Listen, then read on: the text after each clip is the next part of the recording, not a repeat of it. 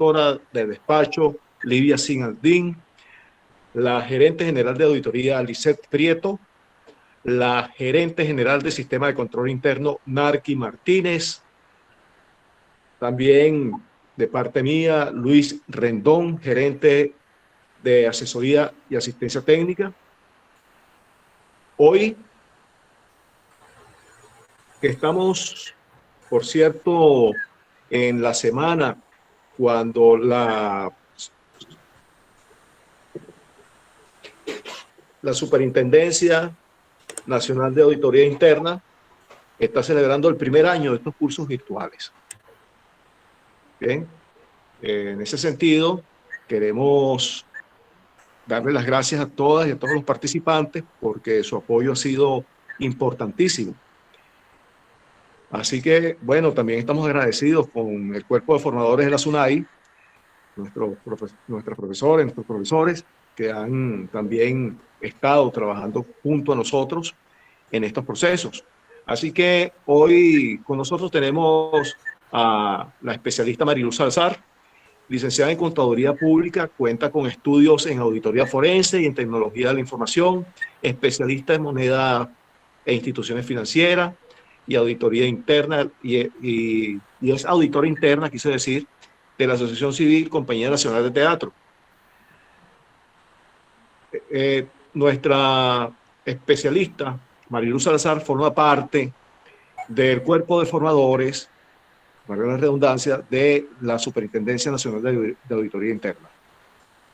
Hoy ella disertará en el marco del desarrollo estructurante en las etapas de la Auditoría de Estado acerca de la comunicación de resultados. Así que, sin más preámbulos, profesora, adelante, tiene la palabra. Gracias, cariño. Muy buenas tardes, tengan todos ustedes. Gracias a la Superintendencia por seleccionarnos a nosotros y permitirnos estos espacios de conocimiento con ustedes. Bueno, continuamos con la fase de presentaciones que iniciamos el viernes pasado, donde presentamos las dos primeras etapas de lo que son la auditoría de Estado. Sí, recuerden que nosotros la semana pasada tocamos aspectos relacionados con el tema de lo que es la planificación y la ejecución. Inclusive el profesor que nos acompañó en su momento conversó un poquito acerca de algunos aspectos preliminares a las etapas de la auditoría de Estado, ¿no? En esta oportunidad quise traer un esquema acerca de lo que son las normas generales de autoridad de Estado para que nos ubiquemos pues con respecto a lo que estamos haciendo. Acuérdense que en este curso online la intención es que los dos facilitadores los orientemos a ustedes con respecto única y exclusivamente a lo que son las las etapas de planificación, ejecución, presentación de resultados y el seguimiento, o sea, las 4 etapas de la auditoría de Estado. Pero recordamos que las normas generales de autoridad de Estado tienen 8 secciones o 8 capítulos.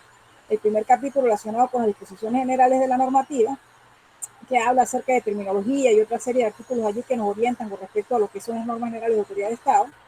Tenemos las normas relativas al auditor, que la semana pasada el profesor nos ilustró un poquito con respecto a estas particularidades y hicimos especial énfasis en la parte de la ética del auditor, que es determinante en cualquier actuación fiscal, y el juicio del auditor también es determinante en cualquier actuación fiscal, y bueno, entre otras características que nosotros cuando estamos desarrollando este trabajo tan delicado tenemos que cuidarles. Luego está lo que es el capítulo 3, que es la norma relativa a la planificación, que fue lo que tuve la benevolencia de la SUNAI que me permitiera exponerlo. La parte de la ejecución que la dio el profesor, y ahora vamos a ver lo que son las normas relativas a la presentación de resultados. Nos faltaría lo que es el seguimiento, papeles de trabajo y posiciones finales. Sin embargo, acuérdense que en este ciclo lo que vamos a hablar solamente son las 4 etapas, ¿no? No tenemos inconveniente, por supuesto, en traer a colación, por lo menos inclusive en la parte de ejecución, hablamos un poquito de lo que es los papeles de trabajo. Se dijo en su momento que los papeles de trabajo se arman inclusive desde la planificación de la actuación fiscal. Acuérdense que nosotros cuando estamos planificando hacemos una serie de actividades en ese proceso de planificación, Una de esas actividades es la elaboración de las designaciones del equipo de auditoría, la otra es la credencial que se le da al auditado.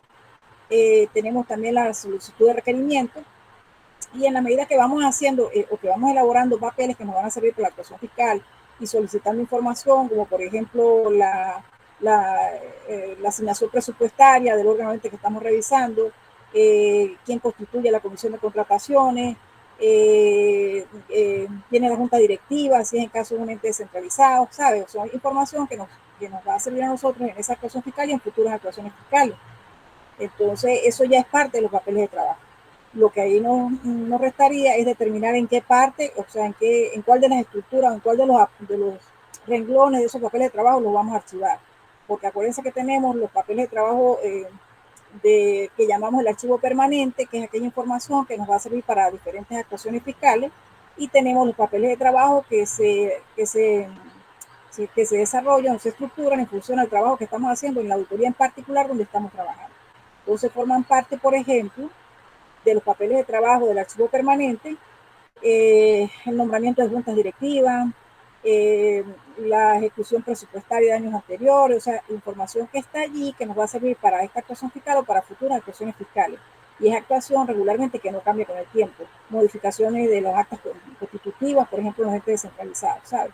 Entonces, no es el análisis que se hace cuando estamos haciendo la actuación fiscal en particular. Yo puedo estar haciendo el examen de la cuenta del año 2020, sin embargo, cuando yo esté haciendo ese examen de la cuenta del año 2020, pues yo voy a hacer unas pruebas analíticas con respecto, por ejemplo, a la nómina o a la ejecución presupuestaria o a la adquisición de la 404, por ejemplo, de bienes, qué sé yo. Y esas pruebas analíticas forman parte de los papeles de trabajo normal. Sin embargo, hay otros papeles, como es la comisión de contrataciones. Si la comisión de contrataciones no ha cambiado desde el año 19, que yo hice el examen de la cuenta, al año 2020, pues se supone que ya yo tengo, cuando hice el examen de la cuenta del año 2019, ya yo debería tener la publicación en Gaceta Oficial de esa comisión de contrataciones. Entonces, eso forma parte del archivo permanente.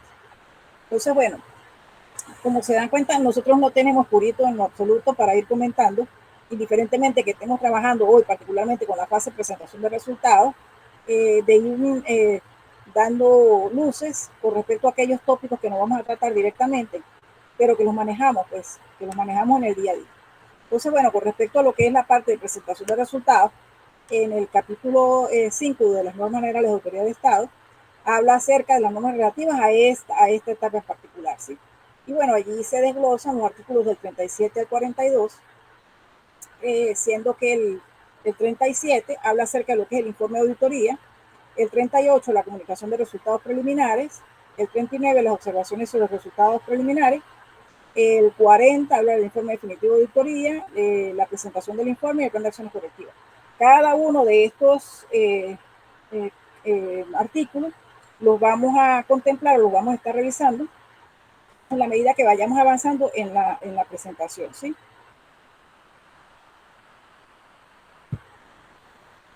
Entonces, fíjense, con respecto al informe de auditoría, bueno, ya todos sabemos que el 37 nos dice que cuando ya terminamos nosotros la fase de ejecución del trabajo de campo, pues los resultados que hayamos obtenido allí se van a presentar a través de un informe que hemos hablado, que hemos dado curso de redacción, de que ese informe va en forma lógica, objetiva, imparcial y constructiva, y que va poniendo de manifiesto las observaciones y hallazgos detectadas durante el transcurso de la actuación fiscal, ¿no?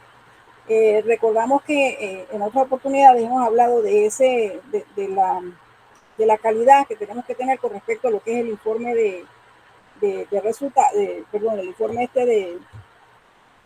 de presentación de resultados, y hablamos también de que la redacción de él es determinante para poder que cuando este informe en definitivo vaya a parar a la mano de la persona que va a hacer la valoración jurídica, pues su trabajo sea más sencillo, en función de que, bueno, hemos logrado plasmar lo que nosotros conseguimos en el trabajo de campo, lo hemos logrado plasmar de tal manera que se entienda perfectamente en el informe preliminar, que es donde vamos a colocar o a describir cada uno de los hallazgos que conseguimos en la ejecución del trabajo de campo. Recordamos que la ejecución del trabajo de campo inicia una vez que se finaliza la planificación, que ya tenemos listo el programa de trabajo y que se le entrega ese programa de trabajo al equipo de auditoría para que ellos desarrollen cada una de las actividades que están en ese programa de trabajo, y que recomendamos que esas actividades fueran en función del criterio.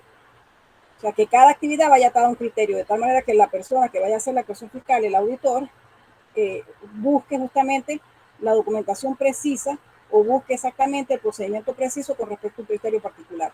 Si el criterio está diferente a la condición que le está encontrando, ya tenemos un hallazgo. Entonces, para que ese hallazgo esté completo, debemos buscar lo que es la razón por la cual se sucedió ese hallazgo, que regularmente nos la va a dar el auditado y nosotros la vamos a corroborar, y luego analizamos, describimos lo que es el efecto que va a tener esa situación que se está presentando. Al tener el criterio, la causa y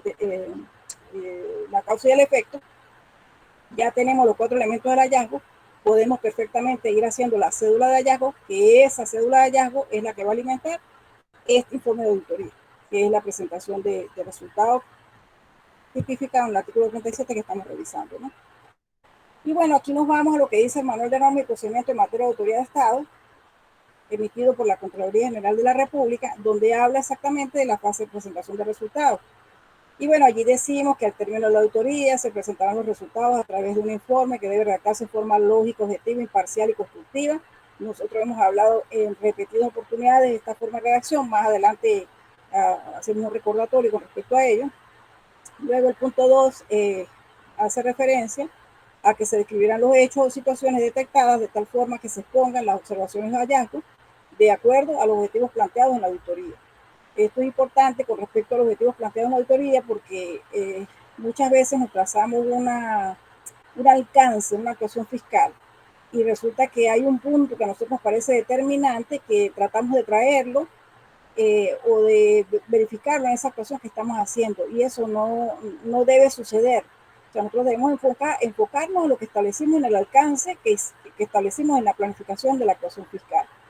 Si existen otros elementos u otras situaciones que encontramos en el camino, bueno, maravilloso, lo hablamos con el equipo de auditoría, y esas situaciones, si ameritan que se atiendan de manera inmediata, bueno, perfectamente lo pudiéramos hacer, pero en caso de que no se amerite que sean atendidas de manera inmediata, eso se puede hacer para futuras actuaciones fiscales, ¿ok?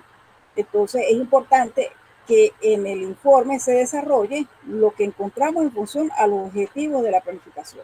Si se incorpora algo que no teníamos estipulado en el alcance de la actuación fiscal, pues ese alcance habría que actualizarlo, habría que modificarlo. O sea, tenemos que echarnos un poquito a la fase de planificación y modificar el alcance de la actuación fiscal. De tal manera que ese algo que estemos consiguiendo forme parte de los objetivos planteados en la auditoría. ¿Okay? O sea, no podemos colocar o no podemos, que estamos haciendo una actuación fiscal, conseguimos una cosa diferente, entonces incorporamos allí y eso ni siquiera estaba en los objetivos que nos trazamos.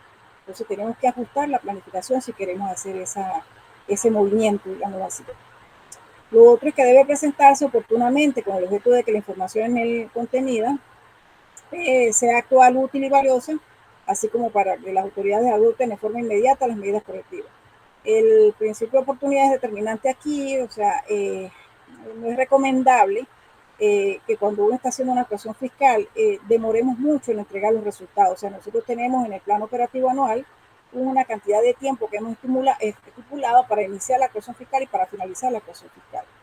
Evidentemente, situaciones que se escapan de las manos, como el caso de acá de la pandemia, que muchos órganos de control fiscal, bien sea interno y externo, aunque los externos en su mayoría han venido desarrollando sus actividades, no ha sido así en el caso de los internos, porque, bueno, algunos tenemos limitaciones, porque no son órganos oyentes de aquellos que se consideran prioritarios, entonces el trabajo se ha limitado a un día o 2 días a la semana, y eso ha mermado completamente las actuaciones, pues, el trabajo a realizar.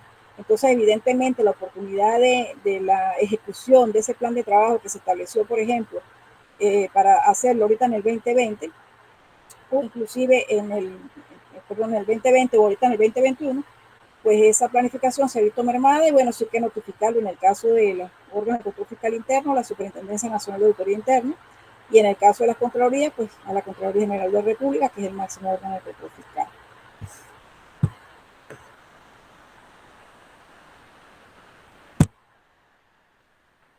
Ok, lo otro que nos habla las normas de el Manual de Normas y Procedimientos en materia de autoridad de Estado y que es de conocimiento de nosotros, es el hecho de que, bueno, el auditor no debe incorporar, ¿verdad?, en la redacción de su informe, calificaciones y opiniones que dejen ver la relación del hecho encontrado con las normas ilícitas establecidas. En esto hemos sido bien coercitivos. Nosotros tenemos que limitarnos en cómo vamos a redactar esos informes, porque no deberían utilizarse expresiones como que en contravención, contraviniendo. O sea, no debemos, en esta actuación, la redacción tiene que ser muy elegante y muy en tercera persona y retirándose del hecho, de tal manera que no terminemos nosotros calificando antes de la fase en la cual realmente se hace esa calificación, que ya es en la parte de determinación de responsabilidad. Entonces seguimos acá nosotros llamando la atención de la forma como vamos a redactar, que no deben utilizarse ciertas expresiones en las cuales nosotros ya estamos presumiendo que sucedió una cosa o lo otro, porque no es correcto, no es ese el momento. Y bueno, aquí tenemos una lámina sencilla con respecto a lo que es la redacción. Acuérdense que todavía estamos hablando con respecto del artículo 37, que es la presentación de resultados una vez que se termina la ejecución del trabajo de campo de la actuación fiscal. Entonces esa redacción debe ser hecha de manera lógica, o sea, que las ideas estén ordenadas y lógicas y que haya coherencia entre lo que estamos redactando, ¿no? Lo otro que tiene que ser objetivo, o sea, redactar de tal cual, de la forma que existe una distancia del suceso, que no haya exageración, o sea, que no sean rumores, que no sea un chisme. Tenemos que tener fundamentada esa redacción, o sea, ¿de dónde saqué yo que, por ejemplo, en una contratación directa no se hizo el acto motivado? Entonces, yo no puedo colocarlo porque fulanito me dijo que no se hizo el acto motivado. No, eso es un chisme. Eso no debe ir incorporado en el informe de auditoría. O sea, hay que buscar el por qué yo indiqué eso. Mire, de la verificación de los actos motivados con respecto a las contrataciones que se hicieron directas en el año 2020, no se ubicó documentación probatoria de el acto motivado de esta, X, lo que sea. Se levantó un acto fiscal y demás, dejando constancia de que esa documentación no estaba. Imparcial, porque no se pueden hacer presunciones, apegarse solamente a los hechos, sin opiniones personales. Mi opinión allí no cabe, no, en absoluto. O sea, eso me lo reservo. Yo pudiera hablar con el auditado, ¿sí? Pero en el informe yo no tengo por qué estar dando opiniones con respecto a que se lo hizo bien o lo hizo mal o se equivocó, no, nada de eso. Debe ser constructiva porque debe haber un tono comedido, debe haber una intención constructiva del auditor sin señalar a personas o relatar errores individuales.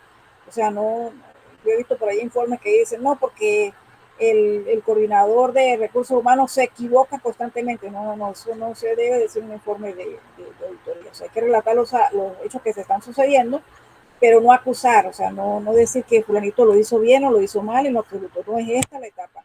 Nosotros estamos solamente recabando la información que conseguimos cuando estamos haciendo la ejecución del trabajo de campo y plasmando esos hechos en un informe que inicialmente es preliminar y luego definitivo, ¿no? Continuamos con el artículo 37 y bueno, aquí viene una lámina que la presentamos en el curso que hicimos, creo que fue en febrero de este año, donde yo hago referencia cuando estamos hablando del capítulo 3, que es donde vamos nosotros a plasmar el resultado de lo que hemos hecho. Y bueno, aquí nos surge cierta duda porque en el manual de normas y procedimientos y en las normas generales de autoridad de Estado nos dice que en el capítulo 3 lo que deben colocarse son las observaciones derivadas del análisis, ¿no? O sea, los razonamientos fundamentados en las evidencias obtenidas en concordancia con el objetivo de la auditoría. O sea, en el capítulo 3 eso es lo que vamos a colocar, ¿no? Y bueno, yo les he hecho broma porque a nosotros en las normas generales de autoridad de Estado nos enseñan qué es el hallazgo. Pasamos en una buena parte de esas normas comprendiendo que el hallazgo es condición, criterio, causa y efecto, pero en ningún momento el manual de las normas generales de autoridad de Estado nos indican qué son las observaciones. Entonces, y sin embargo, en el capítulo 3 de las normas de la autoridad de Estado, nos dice que las observaciones derivadas, o sea, en ese capítulo se supone que vamos a colocar las observaciones, no los hallazgos, no dice, sino sencillamente las observaciones. ¿Dónde aparecen los hallazgos? Dice, en caso de detectarse hallazgos, o sea, pareciera que nosotros la actuación fiscal la vamos a hacer para determinar observaciones, y si acaso usted consigue un hallazgo, lo coloca en este capítulo. ¿Okay? Y resulta que nosotros no lo entendemos así o no es así lo que hacemos. O sea, realmente lo que nosotros estamos haciendo cuando elaboramos el programa de trabajo es colocar allí los criterios, en función de esos criterios, buscar los hallazgos, o sea, aquellas condiciones que se están dando diferentes al criterio que está establecido. Sin embargo, en el manual de normas nos dice, en caso de detectarse hallazgos, Se señalará la condición, el criterio, así como las causas que se originen y los efectos que se deriven de los mismos.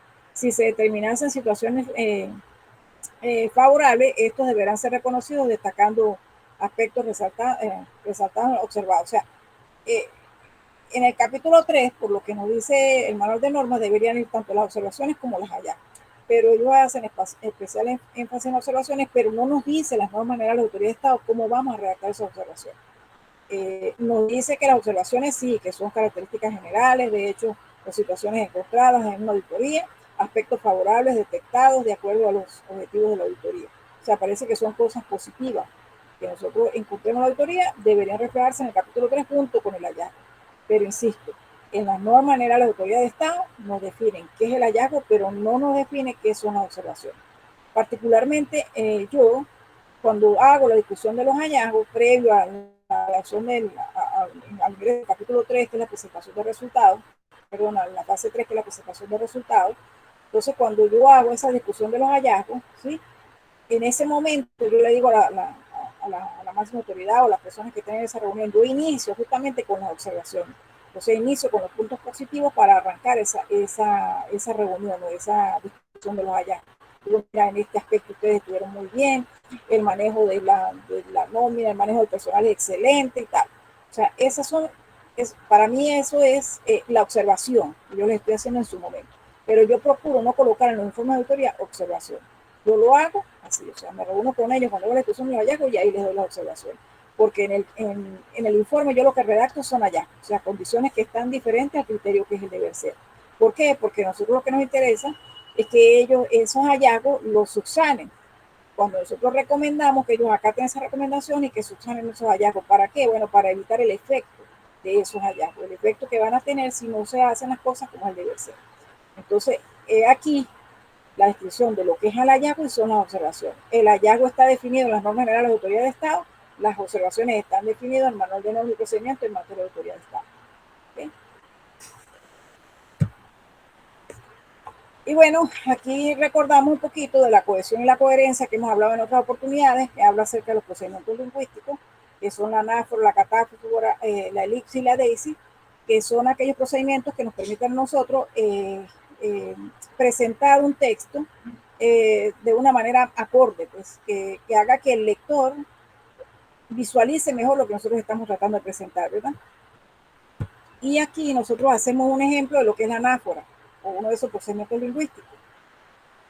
Y decimos que esta es la información aparece antes, o sea, por ejemplo, el jefe de compra estaba ausente, por eso no realizó el control previo de la compra del activo.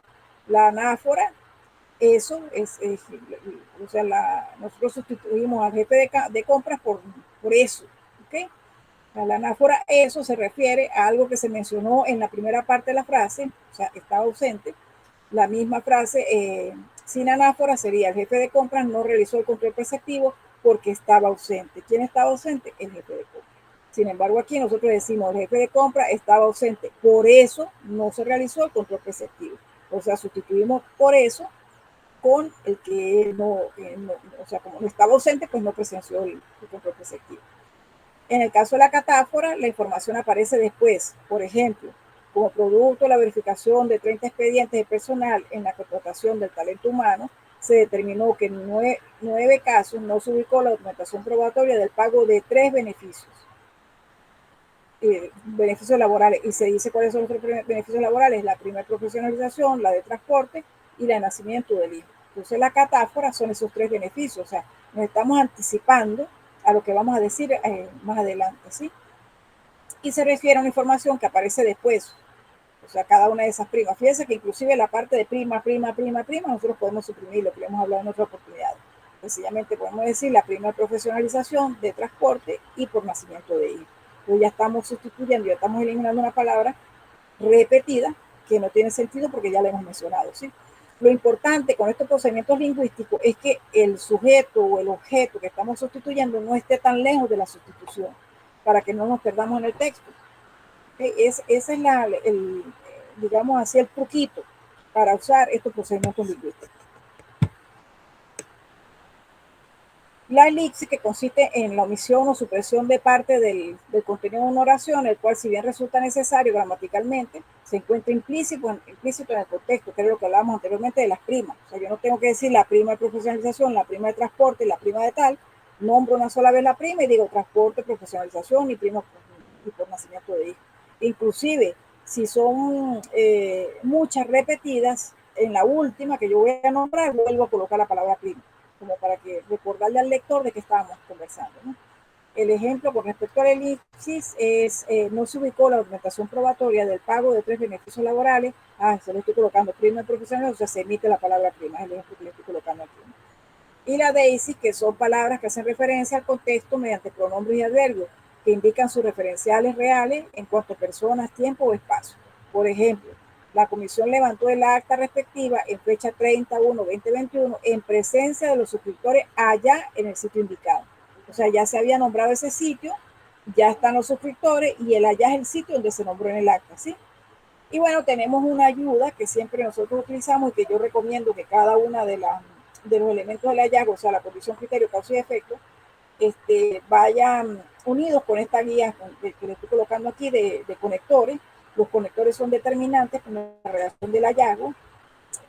Claro, si el hallazgo es muy sencillo, o sea, si el criterio tiene, la condición tiene 2 líneas, el criterio tiene 3 líneas, yo pudiera perfectamente en un párrafo colocar, no en párrafos separados, o sea, en un párrafo que esté la condición, en otro párrafo el criterio, en otro párrafo la causa y luego el efecto. Pero yo he redactado inclusive todo el hallazgo completo en un solo párrafo, porque es bastante sencillo. Sin embargo, entre condición, criterio, causa y efecto, coloco siempre un conector. Indiferentemente que esté en párrafos separados o que esté en el mismo párrafo, pero con punto y seguido, pues iniciando la parte de lo que es cuando arranco la condición, cuando vaya a iniciar el criterio, coloco un conector. Cuando vaya a iniciar la causa, coloco un conector. Y cuando vaya a iniciar el efecto, coloco un conector. Esos conectores son determinantes para ubicar al lector con respecto a qué parte estamos revisando. Con mi permiso.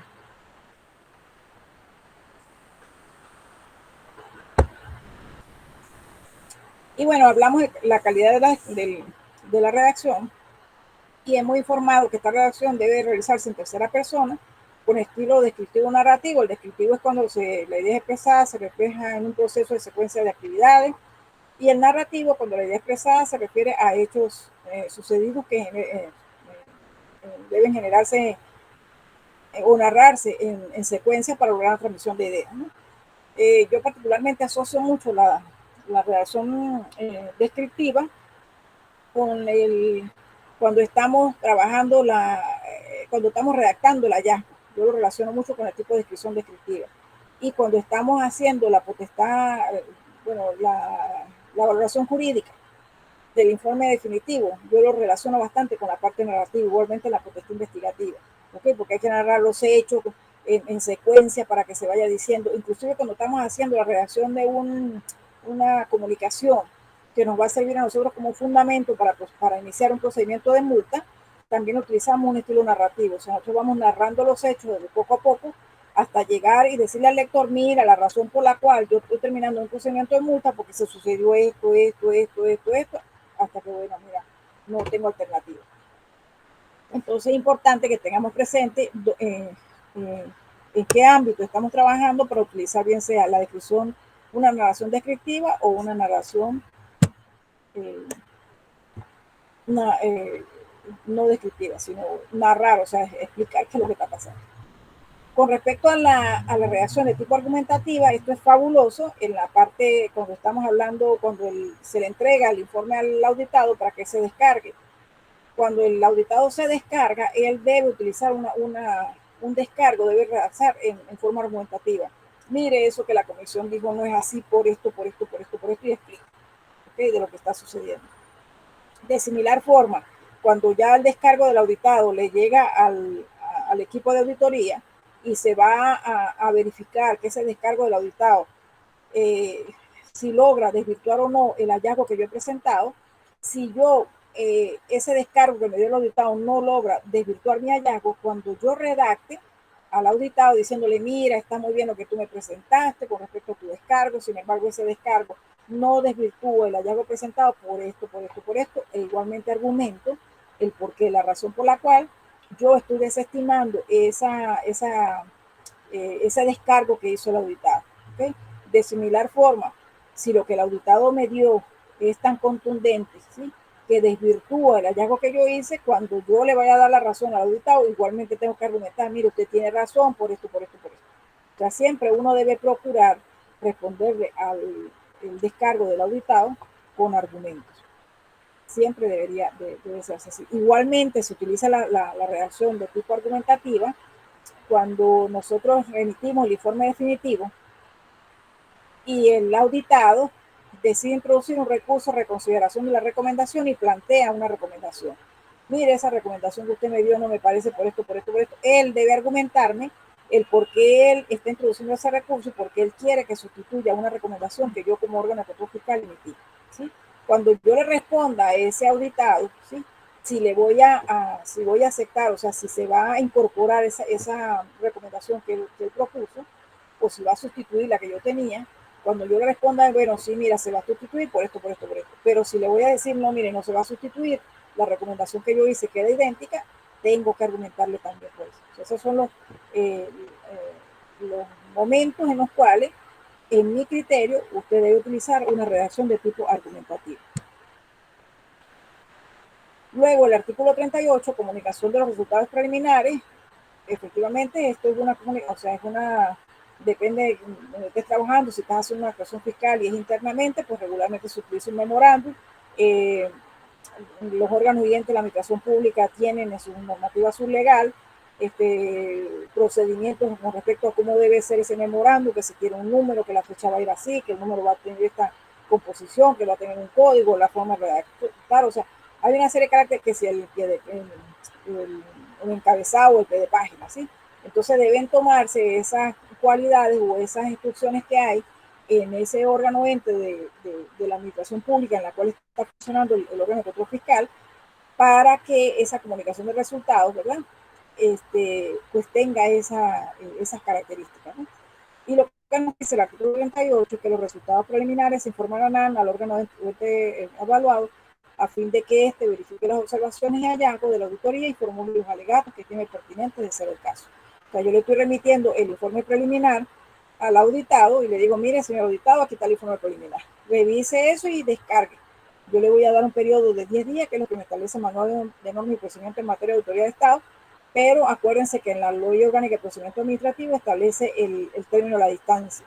O sea, no es lo mismo que yo emito un informe preliminar y yo lo estoy emitiendo, por ejemplo, aquí en Caracas, pero vamos a suponer que en mi caso, que yo soy el auditor interno de un ente descentralizado adscrito al Ministerio de la Cultura, suponiendo que ese ente descentralizado tenga una sede, por ejemplo, en Maracaibo, y yo le hice una auditoría a esa sede en Maracaibo, efectivamente, como yo mando el informe preliminar, como lo estoy mandando de Caracas, tengo que estimar el término de la distancia, o sea, la distancia de Caracas hasta Maracaibo para que esa comunicación llegue. Entonces, aparte de los 10 días, yo tengo que darle ese otro espacio, digamos así, de tiempo, ¿sí?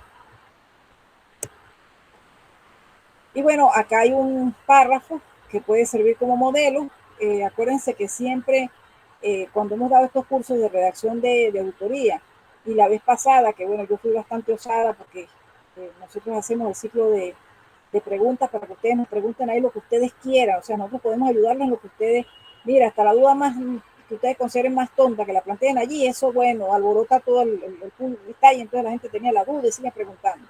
Entonces, en esa oportunidad, como no me preguntaba, pues yo hacía una pregunta ahí de osada, y yo les decía a la final, porque lo que yo quería era que ustedes, que nos percatemos, pues, de que cada quien tiene una forma particular de redactar. O sea, uno tiene que tener mucho cuidado en la forma como se redacta, que sea en tercera persona y demás, pero hay personas que, bueno, han leído más y tienen más conocimiento, qué sé yo, entonces plasman unas redacciones más amplias, más ambiciosas, qué sé yo. Hay otros que no, a veces uno redacta y uno cree que eso está, bueno, perfecto, si no, vean lo que nos sucede cuando estamos haciendo un trabajo especial de grado. Si uno redacta un párrafo y el otro día te sientas a revisar ese mismo párrafo y dices, bueno, pero yo estaba loca, ¿cómo escribí yo esto? Por Dios. Entonces uno tiene que echarse para atrás a revisar lo que uno ya ha redactado, ¿sí? Porque es así, la redacción es así, o sea, acuérdense que uno está hablando para otra persona. Entonces puede ser que este párrafo yo se lo presente y usted me diga, no, pero ese párrafo no me gusta más el mío, utilice el suyo. O sea, eso es solamente una abreboca para que ustedes de allí, bueno, redacten su comunicación como ustedes quieran. Lo importante es que los aspectos que yo estoy colocando en color azul, que es la normativa legal, se citen esos párrafos en los cuales yo estoy emitiendo el informe preliminar, porque esa es la base legal que me dice a mí, envíe ese informe preliminar. ¿Okay? Entonces, por ejemplo, este párrafo dice, tengo el agrado de dirigirme a ustedes en la oportunidad de saludarlos respetuosamente y remitir en atención a lo establecido en los artículos 37 y 38 de la norma general de la Autoridad de Estado el informe preliminar e identifico el informe correspondiente al resultado de la auditoría orientada a, digo, el objetivo de la auditoría, el cual fue notificado en la oportunidad mediante memorando tal y tal de fecha tal. Luego, continuamos con el siguiente párrafo. Y bueno, hablo, a tal efecto se adjunta esta comunicación, el informe supra señalado y se otorga un plazo de 10 días hábiles contados a partir de la fecha de recepción de esta comunicación para que exponga los alegatos que estime pertinentes a los fines de desvirtuar los hallazgos comunicados, así como para que presenten las evidencias necesarias, suficientes y pertinentes relacionadas con el mismo. Si usted va a desvirtuar un hallazgo, bueno, presente las evidencias, ¿no? Acuérdense que los 10 días, eso lo estipula el Manual de Normas y Procedimientos en materia de autoridad de Estado. Pero hemos comentado que la Ley Orgánica de Procedimiento Administrativo establece el término de la distancia. O sea, si el informe que se está remitiendo está fuera del área metropolitana de Caracas, ya sabes que tienes que darle un periodo más de tiempo. ¿Cuánto es el periodo? Bueno, la experiencia y el juicio del auditor determinará. Y además hay que averiguar, o sea, cuánto tiempo lleva una comunicación, si lo van a mandar por MRW. Ahorita inclusive hay que, o cualquiera de estos medios que sirven para mandar información, ¿no? Ahorita inclusive hay que contemplar que si la semana es radical o no es radical para poder enviar una comunicación, porque va a demorar más dependiendo de esa característica particular.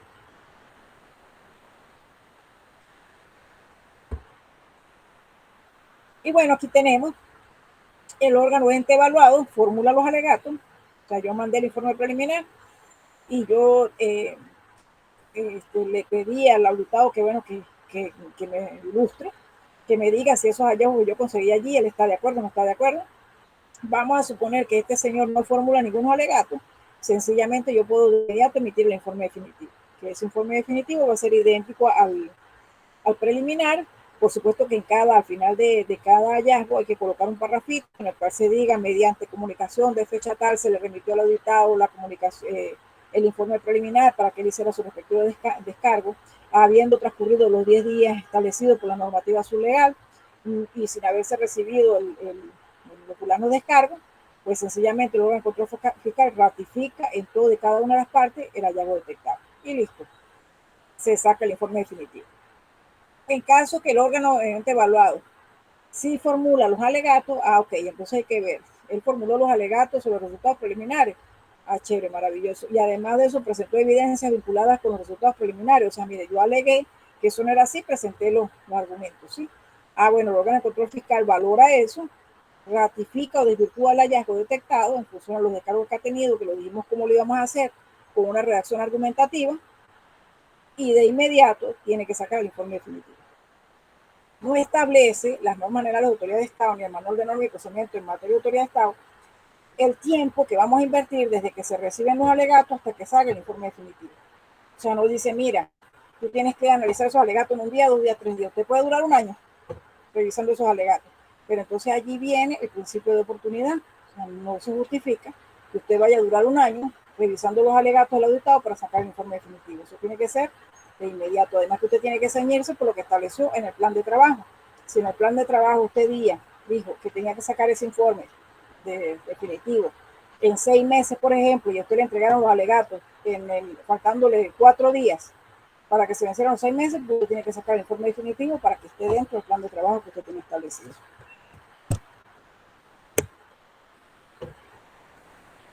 Y bueno, entramos al artículo 40, una vez analizados los alegatos, o presentado o transcurrido el tiempo, el plazo otorgado para presentar los alegatos sin haberlos recibido, o sea, los 10 días hábiles, sale el informe definitivo de la auditoría, donde va a tener las observaciones de hallazgos, las conclusiones y recomendaciones, y en el caso del examen de la cuenta, tendrá el capítulo aparte, que es la calificación de la cuenta como conforme y objetado. Eso es lo que establece el artículo 40. Pero fíjate que no me dice un plazo particular, ¿no? Y aquí pues tenemos lo que es la estructura del informe preliminar de auditoría. el capítulo 1, los aspectos preliminares, donde está el origen de la actuación, que ya nosotros cuando vimos la fase de planificación sabíamos que ese origen de la actuación puede venir del plan de trabajo que establecimos nosotros para hacer en ese ejercicio económico financiero, que pudiera venir por una solicitud directa a la Contraloría General de la República o cualquier órgano ente de la administración pública que tenga competencia para hacerlo, la misma superintendencia, o sea, decir de dónde, por qué yo estoy haciendo esa actuación fiscal, ¿sí? O es una emergencia que se pidió, o viene de la Oficina de Atención al Ciudadano, una denuncia que hubo de la Oficina de Atención al Ciudadano. Entonces, ¿qué decir? ¿Cuál es el origen de la actuación que yo estoy realizando? En el caso del alcance, lo hemos conversado, el alcance es el periodo en el cual yo voy a desarrollar esa actuación fiscal. Inclusive en ese alcance hay que ver, porque por ejemplo, si te mandan a hacer, en el caso del examen de la cuenta, acuérdense que el examen de la cuenta nosotros tenemos que verificar todo lo que son las partidas de ingreso y gasto. Y la de bienes, que la de bienes forma parte de las partidas que catalogamos presupuestariamente como de gasto, que son las partidas señaladas como 4, ¿no? En el caso de los bienes, la 404. Entonces hay que decir que el alcance está revisando eso y hay que decir cuál es la muestra, ¿no?, de lo que vas a trabajar. Los objetivos general y específicos que debemos desarrollarlos también en la fase de planificación en función a lo que vamos a verificar, ¿no? El enfoque y marco regulatorio, que hacíamos el ejemplo la semana pasada, que se estaba trabajando en periodo de tiempo determinado, tenías que verificar si había la normativa cambiado, porque por ejemplo, si consigues una condición y esa condición se presentó en el mes de enero, y en el mes de enero había una normativa, el criterio que deberías utilizar para esa normativa es la que estaba aprobada para el mes de enero. Si hubo un cambio de esa normativa a partir de junio, por ejemplo, y la condición se sucedió en el mes de julio, pues debes utilizar la normativa que estaba vigente para el momento que se dio el criterio. Eso es importante que lo tengamos presente. No se puede o no se debe, no es que no se puede, es que no se debe utilizar una normativa si cambió en el año y usted tiene una observación que se hizo previo al cambio, cuando usted le aplica un criterio del cambio que hubo de la ley o de la normativa legal, pues ese criterio está erróneo, no aplicaría. Tiene que utilizar el que estaba vigente para el momento que se sucedió la condición. Y bueno, los métodos, procedimientos y técnicas que vamos a utilizar para desarrollar la actuación fiscal, que regularmente es, nosotros mandamos cuestionarios, mandamos requerimientos, qué sé yo, toda esa serie de técnicas que nosotros utilizamos cuando estamos haciendo la actuación fiscal.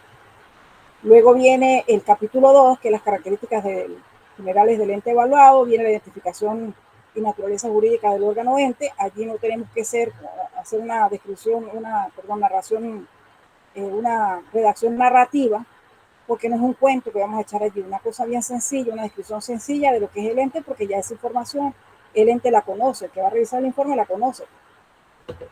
Y la estructura organizativa es determinante, y esa estructura organizativa regularmente la tenemos en el manual de organización, ¿no?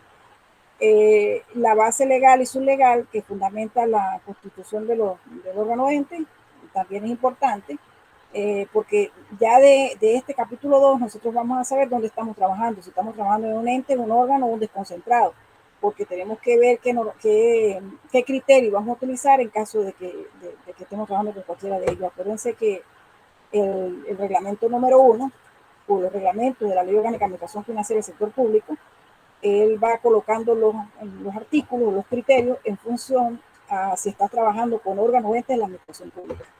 E inclusive, acuérdense que en el caso de los desconcentrados, en materia presupuestaria, pues son considerados como un descentralizado, como si fuera un ente. Entonces, tenemos que ya conocer cuál es el criterio que vamos a utilizar en función de esas características generales del órgano ente evaluado. Los antecedentes, por ejemplo, esta parte de antecedentes se utiliza bastante cuando uno está haciendo una denuncia, que uno tiene que ver por qué llegó a pausar, por qué fue a parar esta denuncia en el órgano de control fiscal, ¿no? Y las limitaciones que hemos hablado, que esas limitaciones no es que se fue la luz, eso no es una limitación. O sea, se fue la luz ahorita, pero tú puedes trabajar, hacer otras cosas que no tengan que ver con el computador, por ejemplo. O sea, o que no haya ido un personal es una limitación para hacer la actuación fiscal. Una limitación para hacer la actuación fiscal, por ejemplo, es que se haya perdido la información, se haya quemado la información, o sea, eso te va a limitar porque evidentemente no tienes los soportes de qué es lo que vas a revisar. Pero la misma pandemia pudiera ser una limitación, y sin embargo, porque tú pudieras perfectamente llegar a acuerdo con el auditado para que te escanee las cosas y tú por internet pudieras ir verificando los documentos. O sea, las limitaciones son aquellas situaciones que se generan mediante las cuales tú no puedes alcanzar, no puedes hacer un objetivo en particular, no lo puedes desarrollar, ¿ok? Ese objetivo en particular. Pero si se va la luz, ok, chévere, se fue la luz ahorita, pero tú puedes desarrollarlo. Si se fue la luz una semana, bueno, te paraste una semana. Lo máximo que vas a hacer allí es extender el plan de trabajo, o sea, pedirle a SUNAI que te dé más tiempo para ese plan de trabajo, porque se fue la luz y evidentemente el tiempo que tenías estipulado para hacer la actuación fiscal tiene que incrementarse. ¿Okay? Entonces, las limitaciones son aquellas circunstancias que se generan, que pueden ser internas y externas, y que no te permiten cumplir con un objetivo en particular o con todos los objetivos de la actuación fiscal. Y luego nos vamos a la parte del capítulo 3, que es las observaciones derivadas del análisis. Previo a,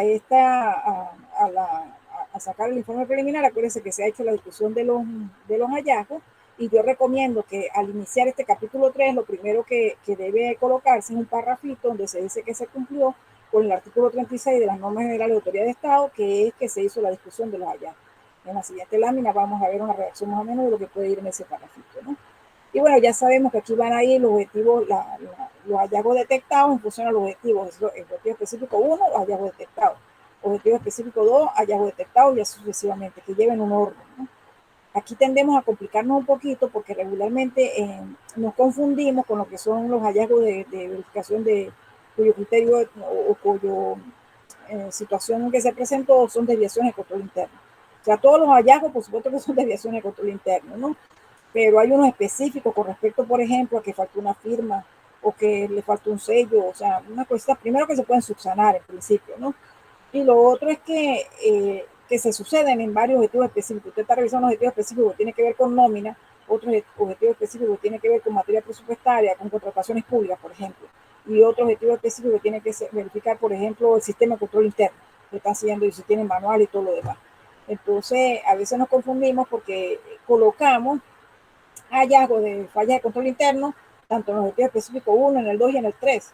Cuando si es la misma falla de control interno y tenemos un capítulo particular o un objetivo específico en particular que se refiere al sistema de control interno, bueno, allí deberían ir todos los hallazgos que tienen que ver con debilidades en el sistema de control interno.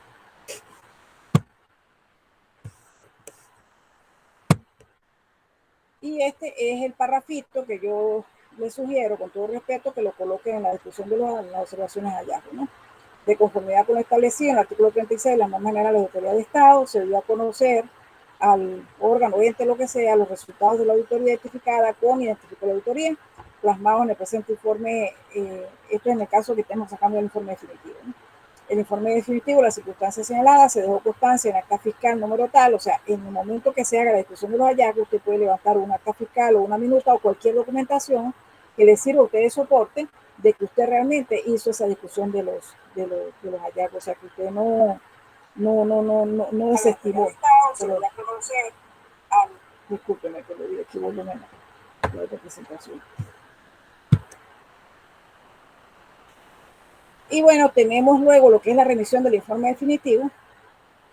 Y en esa remisión del informe definitivo, les coloco igual un parrafito que les puede servir de base para ustedes redactar de ustedes, en el cual iniciamos con la misma formalidad. No tengo el agrado de dirigirme a ustedes en la oportunidad de saludar respetuosamente y remitir en la atención a lo establecido en los artículos 40, 41 y 42 de las normas generales de autoridad de Estado, que me está hablando de la remisión del informe definitivo, ¿verdad?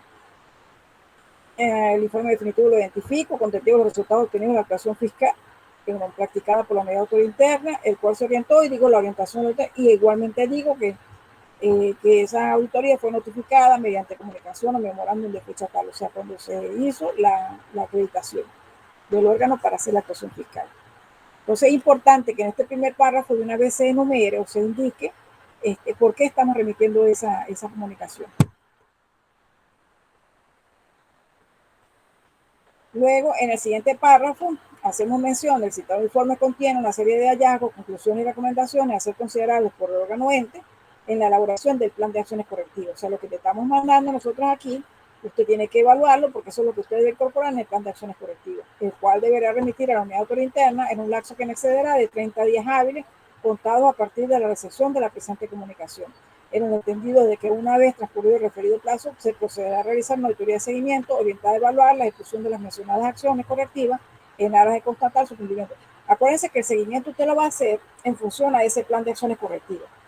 Claro, usted puede planificar hacer el seguimiento del siguiente ejercicio económico financiero, pero si en el cronograma que viene junto con el plan de acciones correctivas, el órgano ente va a demorar, por ejemplo, 6 meses para acatar o para solucionar o para subsanar alguna condición que nosotros conseguimos que se le recomendó que subsanara, pues usted no tiene que ir a hacer el seguimiento antes de esos 6 meses, porque efectivamente lo que va a conseguir es que no se ha hecho todavía el plan, o sea, que no se ha cumplido, que no se ha subsanado esa condición. Entonces usted tiene que ir a hacer ese seguimiento una vez que el órgano, el ente, o sea, que el auditado le diga a usted, mire, yo voy a subsanar eso en tanto tiempo. Al transcurrir ese tiempo, usted debería ir a hacer la actuación de seguimiento para ver si realmente el órgano ente cumplió con lo que prometió. Y luego tenemos el otro parrafito que dice, por otra parte, se comunica que de acuerdo a lo previsto en el artículo 45 del Reglamento de la Ley Orgánica de la Contraloría de la República y del Sistema Nacional de Control Fiscal, las máximas autoridades del órgano ente deberán manifestar por escrito a la unidad autoridad interna o órgano de control fiscal externo, depende de cómo esté redactando, ¿no? Dentro de los 15 días hábiles siguientes a la fecha de recepción del informe tal, las razones que tuvieran para no acoger la recomendación y proponer sustitución. Eso es lo que regularmente llamamos un recurso de reconsideración. Mira, a mí no me gustó la recomendación que usted me dio, yo la voy a sustituir por esto. Entonces, nosotros lo instamos para que hagan ese informe. Y bueno, aquí tenemos el resumen de lo que es la estructura del informe definitivo de auditoría. El capítulo 1 no cambia, que son los aspectos preliminares. El capítulo 2 tampoco cambia, que son las características generales del objeto evaluado. El capítulo 3, lo único que son las observaciones y análisis del evaluado. Ahí lo único que cambia es que una vez que usted terminó de redactar el hallazgo, que lo notificó en el preliminar, usted va a redactar un parrafito donde dice que se remitió el informe preliminar mediante comunicación tal, ante lo cual el cargo respondió tal cosa. Coloca textualmente el descargo del auditado y luego viene otro parrafito donde usted analiza argumentativamente el por qué ese descargo del auditado desvirtúa o no el hallazgo detectado. Y concluye. ¿Qué concluye? Una vez analizado el descargo remitido por el auditado, el órgano de control fiscal ratifica en todo y cada una de las partes del hallazgo detectado o ratifica una parte nada más o sencillamente desvirtúa el hallazgo. Entonces, esa conclusión tiene que colocarla. Primero, argumentando el por qué. Vas a concluir que sí se desvirtúa o que no se desvirtúa el hallazgo que tú has colocado. Y bueno, lo nuevo en este informe definitivo es el capítulo 4, que habla acerca de lo que son las conclusiones por objetivo específico. Usted concluye con el objetivo específico número 1, número 2, o sea, que haya orden en lo que estás redactando. Y viene la parte de recomendación igual, o sea, conclusión 1, recomendación 1, conclusión 2, recomendación 2. Es como yo lo sugiero. Y en el caso del examen de la cuenta, la calificación de la cuenta, bien sea conforme u objetada. Y viene el artículo 41, el informe debe presentarse oportunamente con el objeto de que la información en el contenido resulte actual, útil y valiosa para las autoridades a quienes corresponda adoptar las medidas correctivas que hubiera lugar a fin de solucionar las deficiencias detectadas. Aquí está parte de lo que es el principio de oportunidad. O sea, no debería demorarse mucho tiempo una vez recibido los alegatos del auditado para sacar ese informe definitivo. Más aún si ya tiene un plan de trabajo y en ese plan de trabajo usted se comprometió a elaborar esa actuación fiscal en un tiempo determinado. Ahora bien, tenemos aquí lo del plan de acciones correctivas. Aquí tenemos un gráfico en el cual partimos, donde decimos que el órgano de control fiscal ya tiene el informe definitivo, ¿verdad? Y se lo remite a la máxima autoridad jerárquica del órgano ente evaluado. Ese máxima autoridad tiene un lapso de mayor de 30 días hábiles para ¿quién? Para remitir el cronograma de ejecución más el plan de acciones correctivas, ¿sí? Eso es en caso de, dice en el recuadro, en el rectángulo de la parte de arriba, que está en letras blancas y color azul el fondo, dice, si el órgano ente evaluado no solicita una reconsideración o recomendación. O sea, el órgano ente evaluado revisó su informe definitivo y bueno, consideró que estaba bien, le gustaron las recomendaciones, X, lo que sea, sencillamente, él tiene que mandar a los 30 días tanto el programa de ejecución como el plan de acciones correctivas.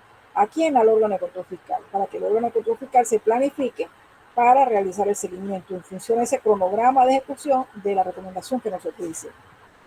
Ahora bien, si el órgano ente evaluado sí solicita el recurso de reconsideración de las recomendaciones, bueno, entonces sucede lo mismo. El órgano de control fiscal remite el informe definitivo a la máxima autoridad. Esa máxima autoridad va a tener 15 días para entregar o para remitir al órgano de control fiscal el recurso de reconsideración de la recomendación y proponer una recomendación sustitutiva, ¿sí? Y el órgano de control fiscal tendrá 15 días para responder, ¿sí? Favorable o no. Favorable que es, mire, sí, yo acepto esa recomendación y la voy a incorporar al informe definitivo. Sustituyo la recomendación que a usted no le gustó, incorporo la que usted me trajo y sale un nuevo informe definitivo. Si no se acepta el recurso de reconsideración, de la misma manera, el órgano de control fiscal le dice al auditado, miren, no se aceptó el recurso de reconsideración por esto, por esto, por esto. Por lo tanto, se ratifica en toda y cada una de las partes el informe que se emitió en fecha tal. ¿Okay? No sale un nuevo informe definitivo. A partir de ese momento que sale esa comunicación, usted tiene que mandar el plan de acciones correctivas, ¿sí? O sea, se le dan los 30 días para que remita el plan de acciones correctivas. Esa es la razón por la cual, y fíjense que está en rojito, en el manual de norma y procedimiento en materia de autoridad de Estado, se dice que el informe definitivo, que una vez que sale el informe definitivo, el auditado tendrá 60 días para remitir el plan de acciones correctivas o el cronograma de ejecución. ¿Por qué? Porque 15 días se le dejan al auditado porque introduzca el recurso de reconsideración, 15 días al órgano de control fiscal para que conteste y 30 días después es el tiempo para que remita el plan de acciones correctivas con el cronograma de ejecución. Entonces, transcurren esos 60 días, ¿no? Yo aquí les he hecho mucha broma porque yo les digo a ustedes, ve acá, y si la máxima autoridad me remite el recurso de reconsideración el día, no el día 15, sino el día 1, por ejemplo, entonces el órgano de control fiscal puede perfectamente sacar el informe definitivo o puede aceptar o no aceptar la recomendación y sacar el informe definitivo. Yo les recomiendo que no, o sea, de que se agoten los 15 días que tiene el auditado para introducir el recurso de reconsideración. Porque si el auditado al primer día que recibe el informe definitivo le manda a corregir una redacción de una recomendación al órgano de control fiscal, la hace y saca el informe definitivo, el auditado puede al segundo día o al tercero o al cuarto, al quinto o el mismo 15, el día 15 remitir otra reconsideración, porque está dentro de su periodo de tiempo, o sea, está todavía no ha agotado sus lapsos. Entonces es preferible esperar que se agoten todo el lapso del auditado para que el órgano de control fiscal ratifique su informe definitivo, ¿okay? O incorpore la recomendación que el auditado solicitó que reincorporara. Y bueno, en el caso de las normas para la formación, participación, rendición, examen y calificación de la cuenta, recuérdense que nosotros tenemos una cosa bien interesante en el artículo 9 de esta normativa que nos dice que nos dice que, bueno, que el examen de la cuenta debemos hacerlo siguiendo en la medida de lo posible las normas generales de autoridad de Estado. ¿Por qué en la medida de lo posible? Porque es que resulta que nosotros tenemos la alternativa, cuando estamos haciendo el examen de la cuenta, de sacar o no el informe preliminar.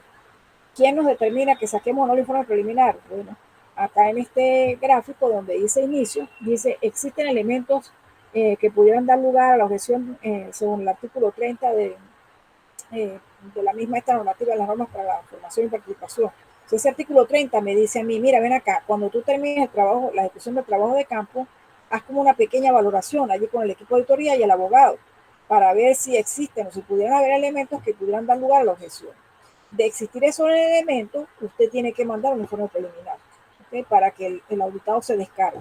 Entonces, el auditado tendrá 10 días para descargarse más el término de la distancia. Si ese auditado, que en este caso es el cuentadante, porque dice directamente la norma que es el cuentadante, se descarga o no se descarga, usted va a emitir su informe definitivo. ¿Okay? Ahora bien, si posterior al proceso de ejecución del trabajo de campo, el equipo de auditoría se reúne con el abogado y no pareciera que haya elementos que hagan que los que pudieran darse o objetarse el informe, sencillamente se saca el informe definitivo, se hacen las recomendaciones y que ese órgano ente acate esas recomendaciones que se supone que va a subsanar en caso de que sean fallas de control interno que no ameriten objetar un informe. Entonces se sacaría directamente el informe definitivo. Insisto, quien determina si se saca el informe preliminar o definitivo en el caso del examen de la cuenta es el análisis que hace el equipo de auditoría cuando termine la ejecución del trabajo de campo. Okay, tiene que hacerse un análisis. Si existen elementos de que se pudiera dar una objeción, se emite el preliminar. Si no existen elementos de que se pudiera dar una objeción del informe del examen de la cuenta, entonces se saca el definitivo. En el caso de la SUNAI,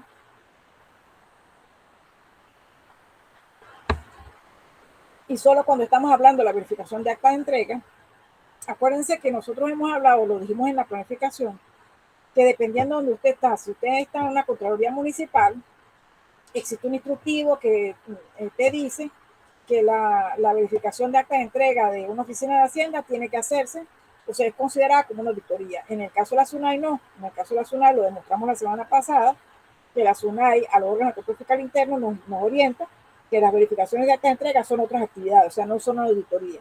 Al no hacer una auditoría, pues no tiene que sacar un informe preliminar o definitivo. Y la SUNAI nos permite a nosotros, nos ha facilitado este esquema de presentación del informe, que compone el capítulo 1, que son aspectos preliminares, muy similar a lo que tenemos en el informe preliminar. El capítulo 2, que son los resultados obtenidos, que sí ya es bastante discordante con lo que tenemos en el informe preliminar. Y sencillamente lo que vas a colocar aquí, contenido del acta, que es el artículo 10, los anexos de ese acta, el artículo 11, o sea, lo que conseguiste, si realmente se redactó el acta como es el deber ser, acatando lo que dice el artículo 10, si los anexos es lo que compone lo que nos cita el artículo 11, si las observaciones del acta de entrega, si existen observaciones al acta de entrega o no, y si hay errores o omisiones. O sea, lo que vamos a colocar allí es sencillamente una auditoría de papel o de mesa o de escritorio, que llaman allí, o un checklist, para verificar si se cumplió con los articulados que dice la normativa como tal. Y bueno, la parte de las conclusiones. Esta es un formato que también nos facilita la SUNAI, que es el checklist eso que verificamos, en el cual establece el rango del artículo 10, en el cual dice el acta de entrega debe contener lo siguiente. Entonces el primer numeral, ahí no debería ser rango, de hecho debería ser numeral, disculpen esto por favor. El primer numeral dice lugar y fecha, o sea, cada una de las características que tiene que tener el acta de entrega en función de lo que establece la normativa para la entrega, para regular la entrega de los órganos de la administración pública, ¿no? Y su respectivo oficina de dependencia. Entonces ahí uno va haciendo un checklist para ver qué aspectos cumplió y qué no cumplió. Y en función de los aspectos que cumplió o no cumplió es que vamos a redactar el informe con los hallazgos, con las observaciones que tenemos. De similar forma, acuérdense que tenemos el artículo 53 del reglamento número 1 de la Ley Orgánica de Administración Financiera del Sector Público, que especifica directamente que cuando es una oficina administrativa, quien cesa en el cargo, pues debe cumplirse con estos puntos, estos numerales que están allí, ¿sí? Entonces, en el caso que estemos haciendo, que estamos verificando ese tipo de autoridades, que estamos verificando ese tipo de actas, pues ya sabemos que tenemos que hacerlo acatando esos otros puntos que establece el reglamento número 1 de la Ley Orgánica de Administración Financiera del Sector Público. Ahora bien, fíjense que nosotros en la fase de la auditoría de Estado tenemos lo que es la auditoría como tal y tenemos el seguimiento. Y bueno, todos sabemos que en la auditoría como tal, nosotros lo que tenemos en la fase de la auditoría, según el artículo 5, es la planificación, la ejecución y la presentación de resultados, ¿no? Y sabemos que esa presentación de resultados, según las normas de la auditoría de Estado, está lo que es el seguimiento, la presentación de resultados, tenemos lo que es el informe preliminar y el informe definitivo.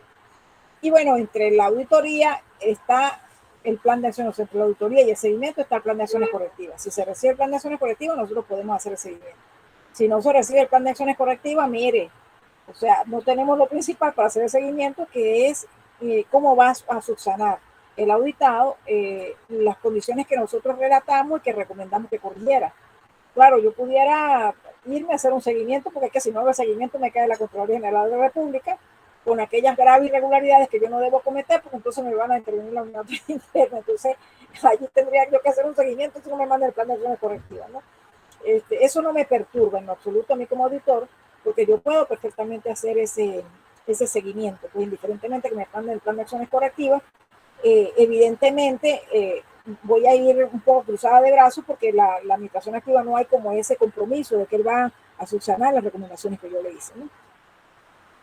Y bueno, en el caso del seguimiento, como estamos hablando de presentación de resultados, pues ya sabemos que igual la auditoría de seguimiento va a llevar la misma fase de planificación, ejecución y presentación de resultados, pero esa presentación de resultados se limita a un informe 1, que ya vamos a ver las características de ese informe 1.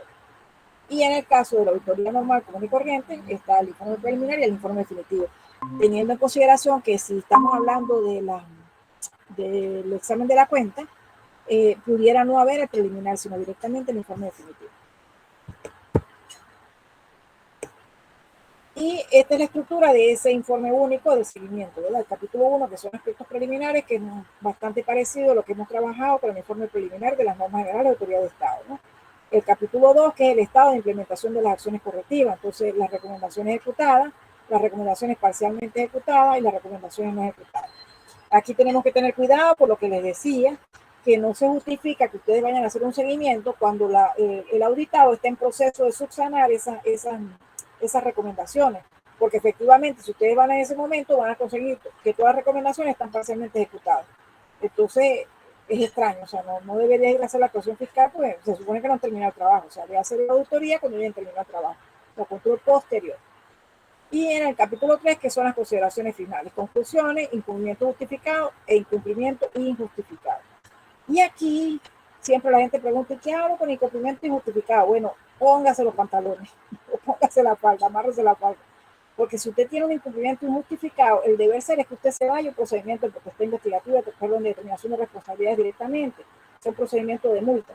Yo sé que esto suena feísimo cada vez que yo lo digo en las clases que doy, porque es temeroso ese procedimiento. O sea, uno aquí tiene que agotar lo máximo con las máximas autoridades para que acaten las recomendaciones, uno tratar de salir de enlace ahí, tratar de ayudarlos de alguna manera, porque, oye, siempre les he dicho que llevar a una persona a un procedimiento de multa es atacarle lo que más le duele, que es el bolsillo. Porque acuérdense que el procedimiento de multa no lo paga el órgano ente de la administración pública, lo paga directamente la persona, el involucrado.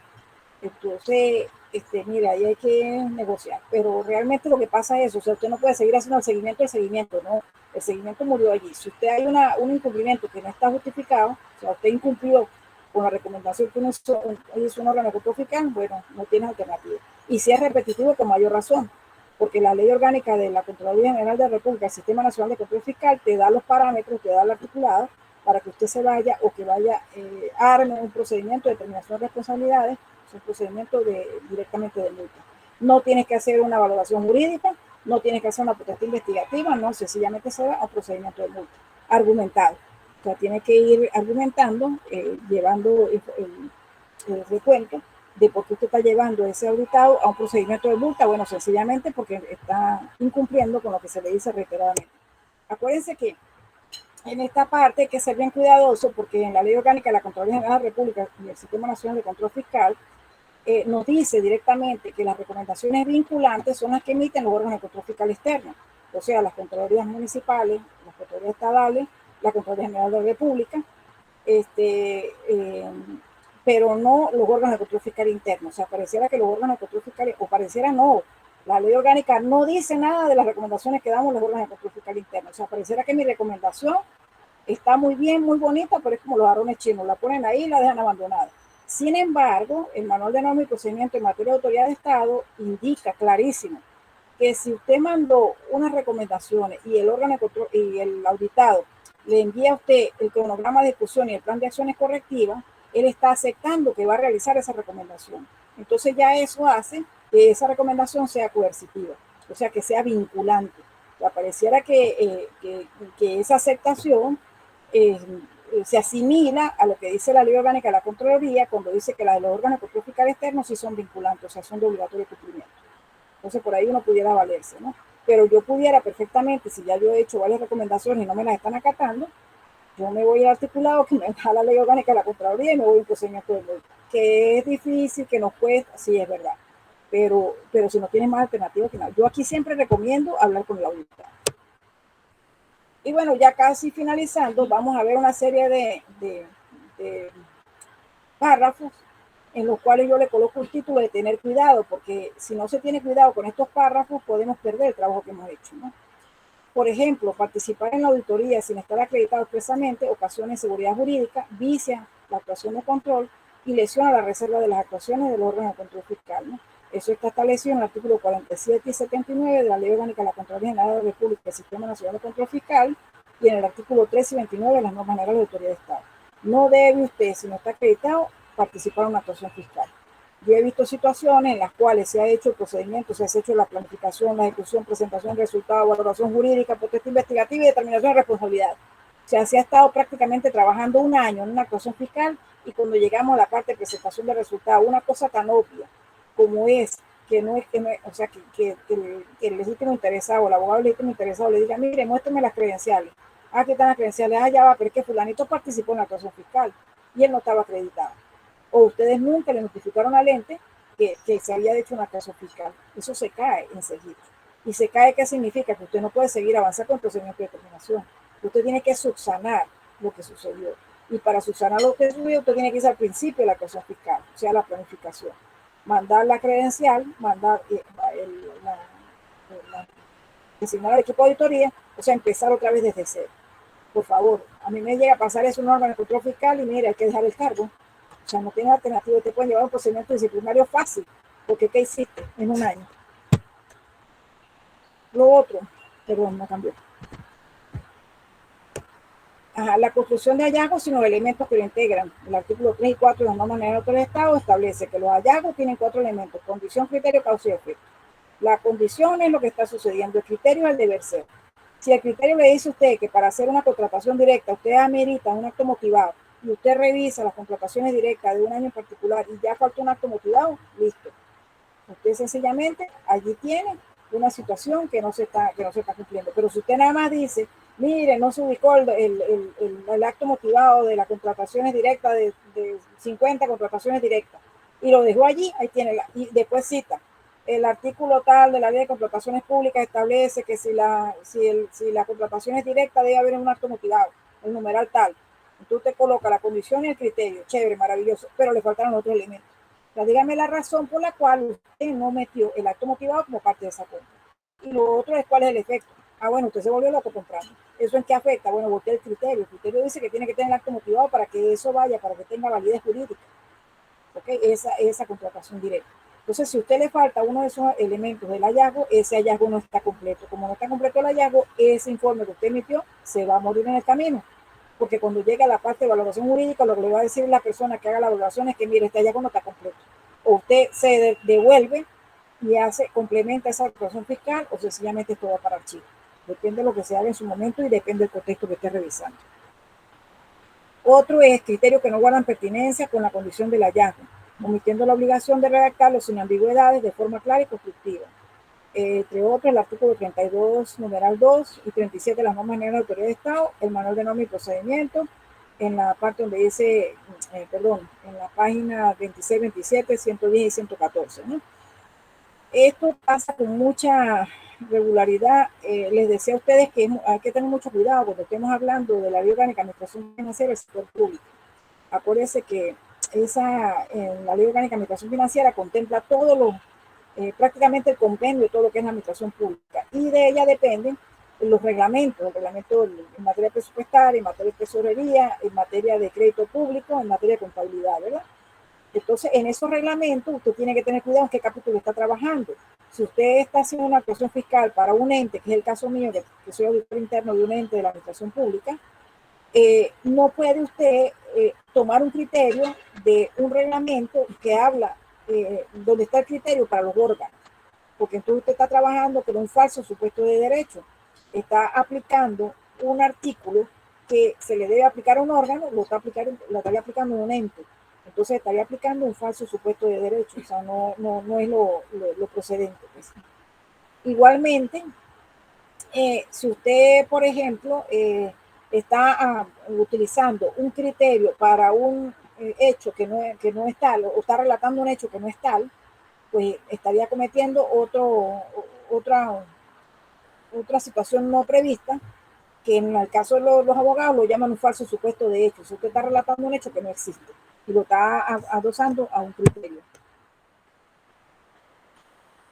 Otra situación aquí es con respecto a no levantar actas fiscales ante situaciones omisivas, cuando los hallazgos consistan en situaciones omisivas o se trate de aspectos que se pueden constatar mediante los sentidos, debe dejarse constancia escrita por la situación encontrada mediante acta fiscal, tal como lo establece el manual de normas y procedimientos en la página 26 y 29.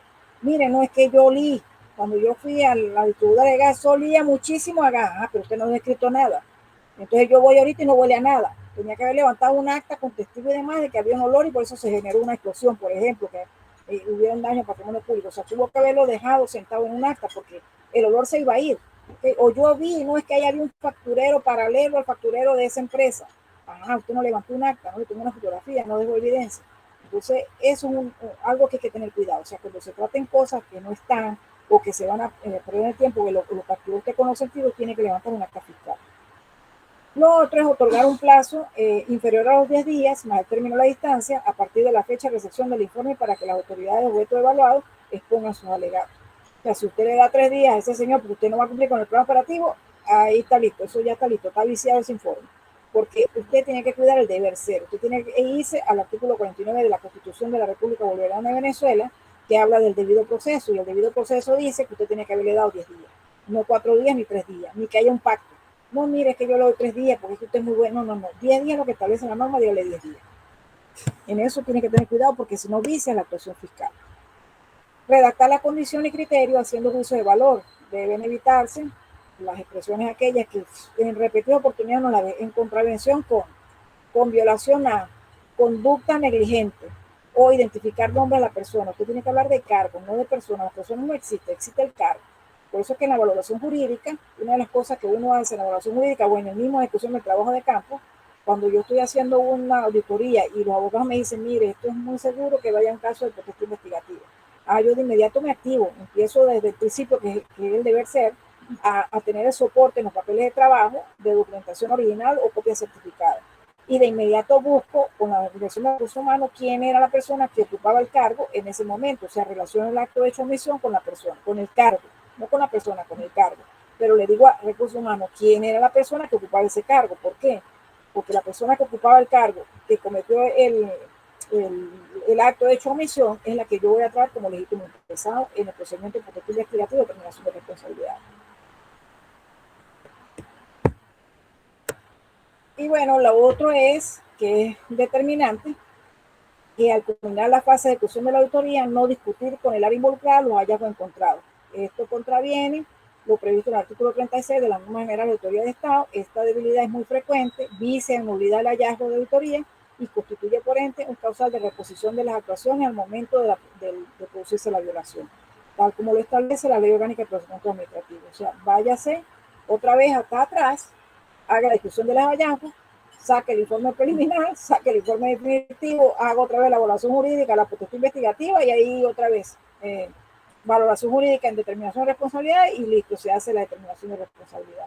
O sea, tiene que uno echarse hacia atrás para corregir ese pequeño error material que cometió usted. Y bueno, con esa última lámina terminamos la parte de lo que es la presentación de resultados de la actuación fiscal. Acuérdense que lo que siempre les hemos dicho, nosotros hacemos estas presentaciones online y ustedes tienen la oportunidad después de consultarnos con respecto a estas presentaciones y bueno, por supuesto decirnos si en la fase de preguntas que se hace regularmente los sábados, si ustedes tienen dudas adicionales. O sea, esta disertación que tenemos nosotros acá,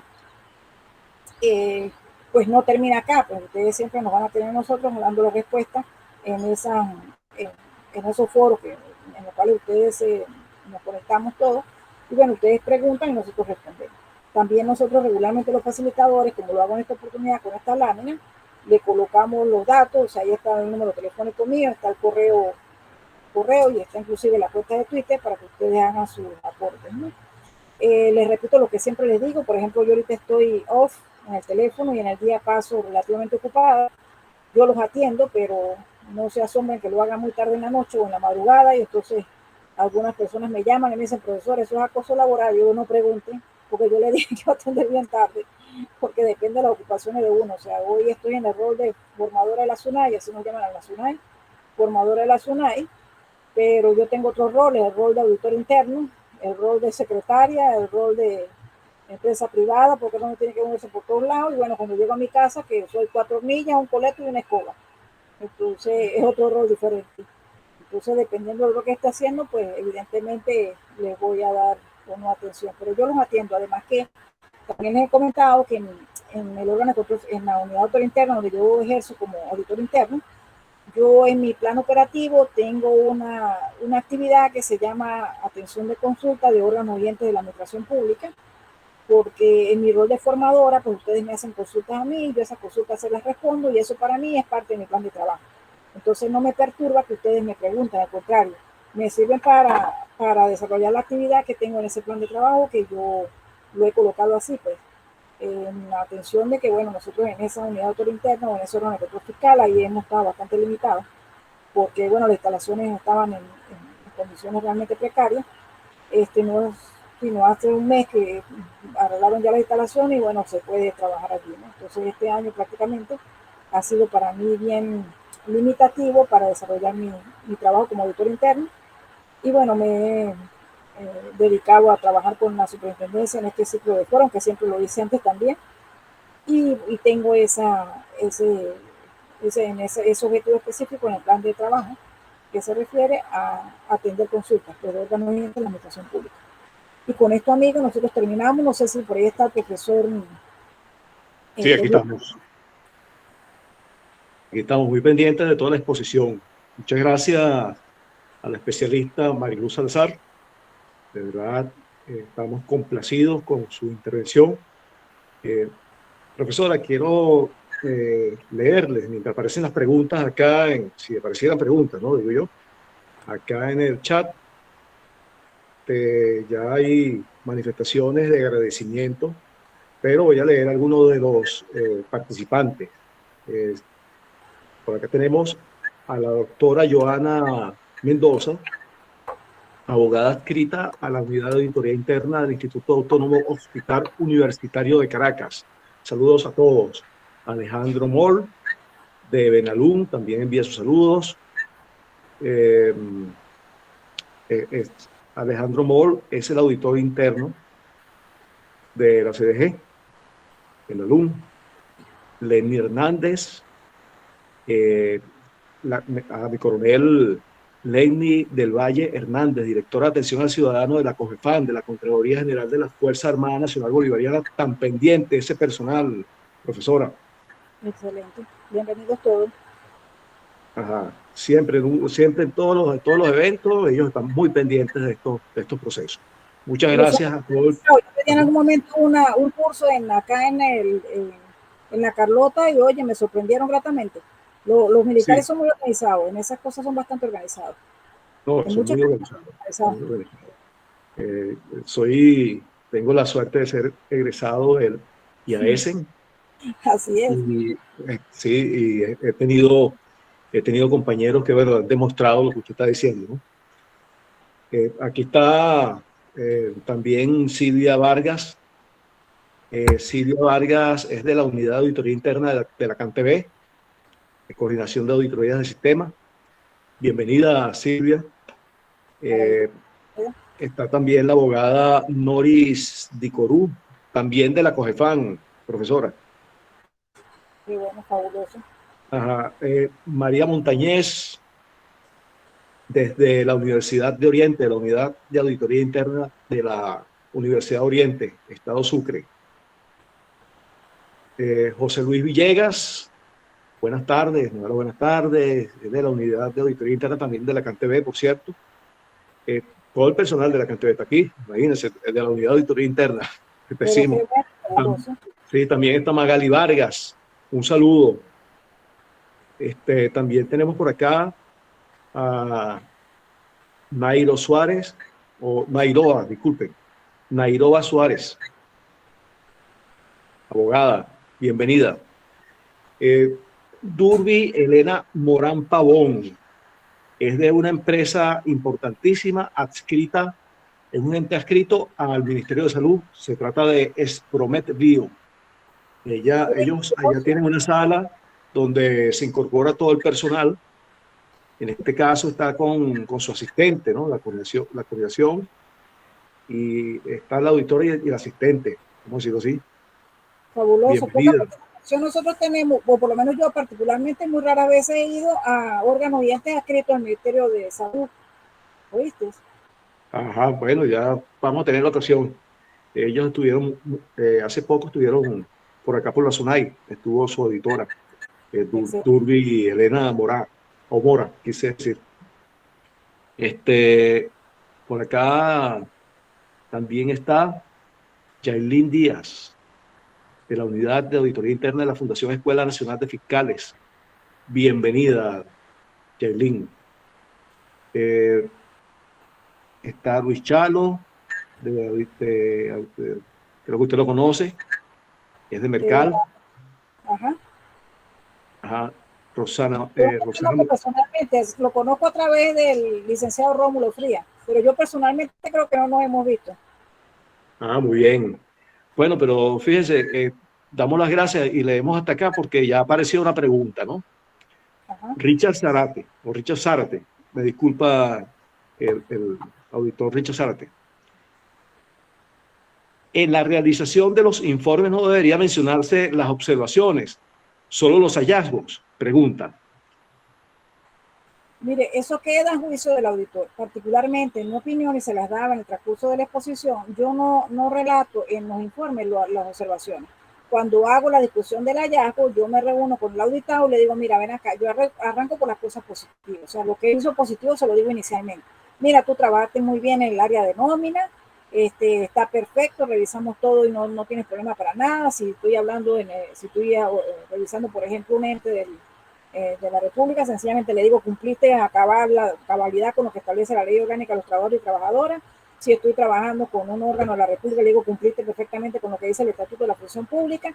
O sea, yo arranco por las observaciones, que son las cosas positivas que yo vi en el transcurso de la actuación fiscal, pero no las incorporo en el informe de auditoría. Particularmente yo considero que el informe de auditoría, por mucho que a nosotros nos digan en el capítulo 3 que ahí se van a colocar las observaciones y hallazgos, a mí lo que me manda o lo que me describe las normas de la autoridad son los hallazgos, no me describe las observaciones. Las observaciones son cosas positivas que yo se las puedo decir en cualquier momento al auditado. Pero el hallazgo sí me interesa resaltarlo en el informe de auditoría porque ese hallazgo va atado a una recomendación y esa recomendación está en función de la causa o de la razón por la cual se cometió una desviación, digámoslo así, ¿okay? Un acto de hecho omisión. Entonces a mí particularmente lo que me interesa es que el auditado conozca el hallazgo, no la observación. La observación yo se la puedo dar todos los días, pero queda a criterio de cada auditor, de los órganos oyentes de los órganos oyentes de la administración pública o a criterio de cada contralor, porque acuérdense que están los órganos de control fiscal interno y los órganos de control fiscal externo. En el caso de los órganos de control fiscal interno están los auditores, titulares, encargados, interinos, la figura que tengan. Y los contralores, o sea, queda a criterio de ustedes el que incorporen o no observaciones dentro del informe de auditoría. La norma te dice observaciones y hallazgos, pero la norma general de autoridad de Estado nada más te define hallazgos. Por eso insisto, queda a criterio o a juicio del auditor que incorpores o no las observaciones dentro del informe de auditoría. Yo particularmente no lo hago.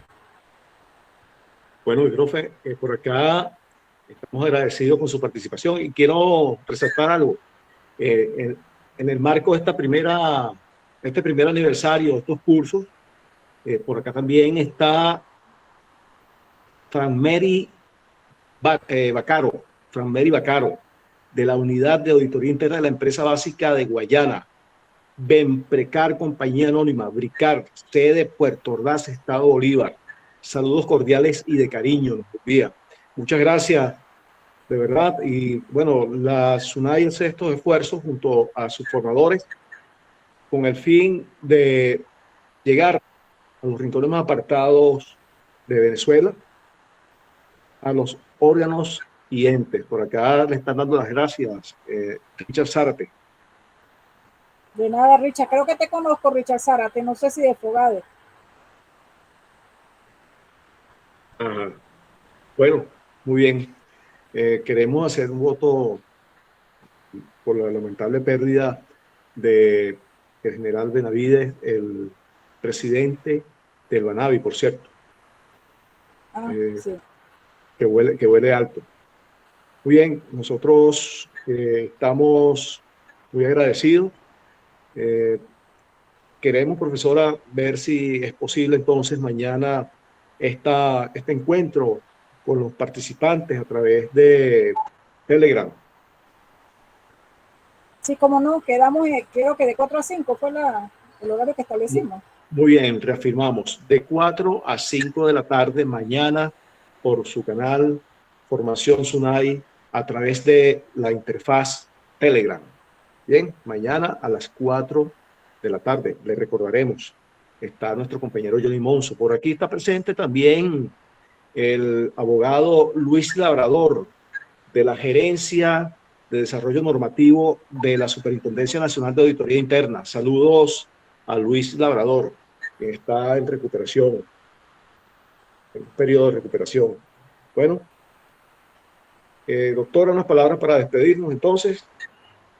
Bueno, muchísimas gracias. Gracias por la participación. Bastantes órganos oyentes y unidades de autoridad interna allí. Eso es fabuloso porque lo importante de esta disertación es justamente que la gente participe, o sea, que estén allí, que escuchen a cada uno de los formadores. Acuérdense que nosotros no somos los dueños de la verdad. Nosotros tenemos una amplia experiencia trabajando en órganos de control fiscal y esa amplia experiencia que tenemos nos hace ser formadores o darles a ustedes el conocimiento que nosotros tenemos, pero cada uno tiene su propia interpretación. Entonces es muy factible que lo que diga otro formador no coincida con lo que yo les estoy exponiendo en el día de hoy, pero bueno, ese es justamente lo maravilloso de estos encuentros. Ustedes, los que están allí detrás de estas pantallas, pues van a analizar y van a decidir, bueno, no, lo que dice la formadora me parece bien por esto y por otro, o sea, van a tomar sus propias decisiones, pues en función a las situaciones que se les presentan. Además de que con estas actividades ustedes van a tener siempre un apoyo en nosotros. Entonces es fabuloso. O sea, yo cuando empecé a trabajar como auditor nunca tuve esta oportunidad de que, mira, si tenía una duda con respecto a la redacción de un hallazgo, yo puedo en un ciclo de preguntas presentárselo a la profesora y que ella revise y analice y me ayude a redactar eso o mandarle un correo. O sea, eso no existía.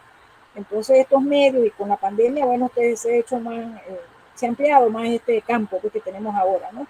De comunicarnos. Entonces no duden, es muy importante que mañana y en todos esos ciclos que nosotros abrimos para que se comuniquen por Telegram, que utilicen esos ciclos, no les dé pena preguntar, al contrario, o sea, todas las preguntas son sumamente importantes.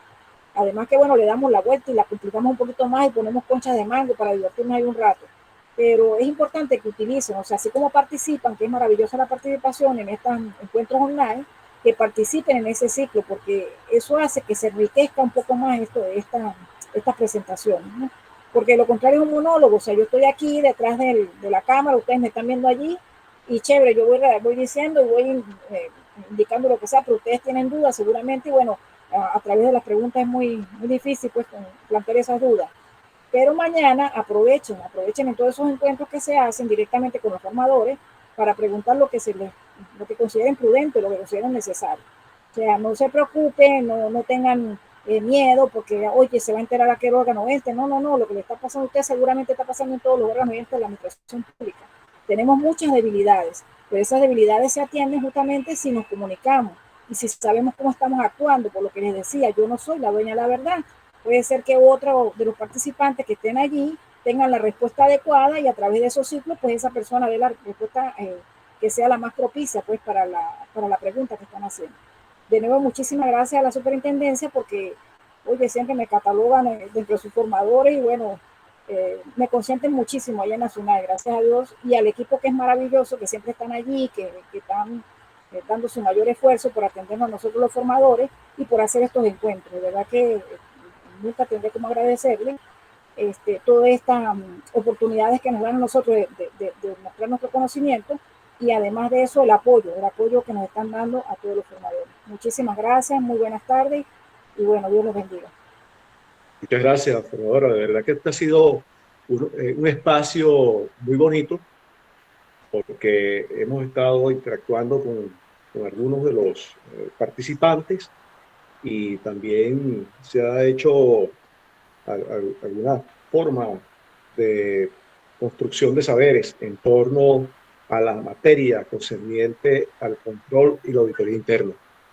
Entonces, con relación al curso que se está dictando en este momento, o que ya está culminando, culmina la semana que viene con el seguimiento, este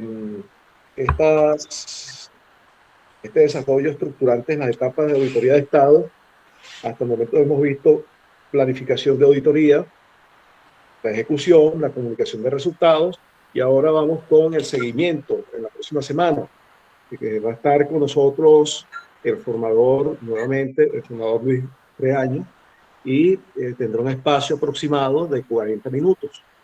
Será corto porque estamos considerando cada una de esas etapas para verla minuciosamente tal como se planificó con la profesora Mariluz. ¿Cierto, profe? Sí, ahí voy a estar, no te preocupes. Me van a contar con mi apoyo. Si me das el micrófono, le quito la voz al profesor Reaño. Sí, bueno, muchas gracias.